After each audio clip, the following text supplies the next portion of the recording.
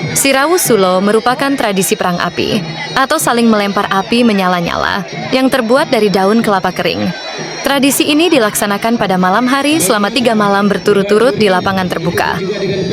Tradisi yang digelar setiap 3 tahun ini, sebagai bentuk penghormatan kepada leluhur. Selain itu, untuk memperingati peristiwa Long March, yang dilakukan nenek moyang masyarakat Pongka di masa silam.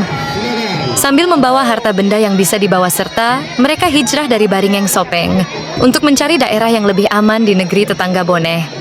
Terpaksa meninggalkan kampung halaman, lantaran penguasa di negerinya bertindak sewenang-wenang. Setelah melakukan perjalanan jauh, akhirnya rombongan pehijrah menemukan sebuah daerah sekitar perbukitan yang subur, dan kemudian daerah itu disebut Pongka, artinya sumber kehidupan. Sebelum melaksanakan perang api terlebih dahulu berkeliling kampung atau makalu kampung yang dipimpin pemangku adat. Kegiatan keliling kampung ini sebagai simbol Long March atau perjalanan panjang nenek moyang mereka sewaktu berhijrah. Sementara Sirawu Sulo atau perang api dilaksanakan sebagai simbol semangat dalam menghadapi setiap aral melintang selama perjalanan Long March.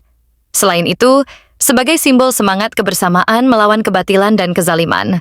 Tradisi ini dilaksanakan sekaligus mempererat tali persaudaraan antar masyarakat Pongka itu sendiri dan warga sekitarnya.